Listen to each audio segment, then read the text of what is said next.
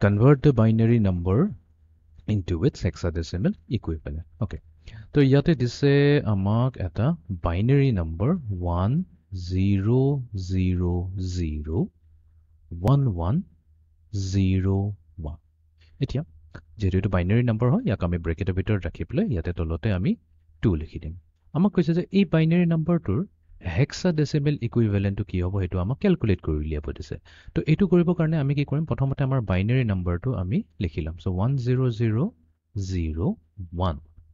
101 এতিয়া ইয়াতে আমাৰ LSB কোনটো হয় হেতু আমি এবাৰ আইডেন্টিফাই কৰি লম এটো হৈছে আমাৰ lowest significant bit LSB আৰু এই 1 টো হৈছে আমাৰ most significant bit MSB okay এতিয়া আমি কি কৰিম LSB পৰা MSB directionলৈ যাম তো প্ৰথম এটোৰ পৰা যদি আমি আৰম্ভ কৰো আমি কি কৰিম চাৰিটা বিট ক্যালকুলেট কৰিম মানে চাৰিটা বিট আমি নোট ডাউন কৰিম যেনেকৈ 1011 আৰু এটোৰে এটা সিঙ্গেল গ্ৰুপ এটা হৈ যাব এটো এটা গ্ৰুপ হৈ গল ঠিক তেনেকৈ বাকি থাকে কিটা 1 2 3 4 এটোৰো হ'ব এটা ডিফাৰেন্ট গ্ৰুপ তো আমি এটা ধুনিয়াকৈ দুটা গ্ৰুপ বনাইছো ইচ গ্ৰুপত আমাৰ চাৰিটা বিট আছে এটো হৈ গল আমাৰ স্টেপ নম্বৰ 1 নেক্সট স্টেপত আমি কি কৰিব লাগিব ইচ গ্ৰুপটো নিজৰ হেক্সাডেসিমেললৈ লৈ যাব লাগিব যেনেকৈ 100 ইয়াৰ হেক্সাডেসিমেলটো কি হ'ব এটি এই হেক্সাডেসিমেলটো উলাবৰ কাৰণে আমি কি কৰিম 8421 এটো ইউজ কৰিম ঠিক আছে এতিয়া আমি এটো পৰা স্টাৰ্ট কৰো প্ৰথম গ্ৰুপটো পৰা সেকেন্ড গ্ৰুপটো 100 তো আমি কি কৰিম ইয়াতে 1000 তিনিবাৰ লিখি দিছো তিনিবাৰ লিখা মানে কি ইয়াৰ মিনিংটো এটো হৈ গল খালি 8 ৰ তলত 1 আছে বাকি 4 to 1 কি আছে 0 আহিছে তো তাৰ মানে ইয়াতে আমি খালি 8 টোৱে কনসিডাৰ কৰিম অনলি 8 কনসিডাৰ কৰিম তো এক প্ৰকাৰে আমি এটো কৈছো যে 1000 এইটোৰ হেক্সাডেসিমেল ইকুইভ্যালেন্টটো হৈছে 8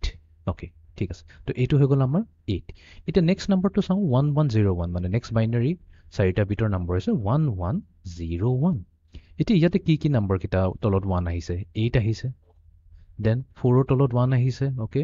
2 তলত আহিছে নেকি নাই 2 তলত 0 আহিছে আমি 2 টো কনসিডাৰ নকৰো নেক্সট 1 ওকে 1 লব লাগিব এটা 8 4 and 1 আহিছে আমি কি কৰিম গুটে কিটাকে প্লাস কৰি দিম সো 8 plus 4 হৈ গল আমাৰ 12 12 plus 1 হৈ গল আমাৰ 13 এতিয়া এইটো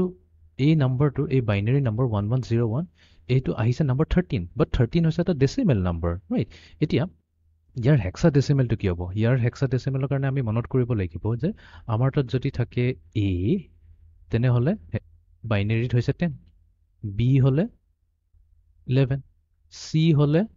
12 তো তাৰ মানে d কাৰণে হ'ব আমাৰ 13 তো তাৰ মানে এই নম্বৰটো হৈছে আমাৰ 13 হে হৈছে আমাৰ 1101 তো আমি কি কৰিম ইয়াতে 13 ইয়াতে আমি লিখি দিলো 13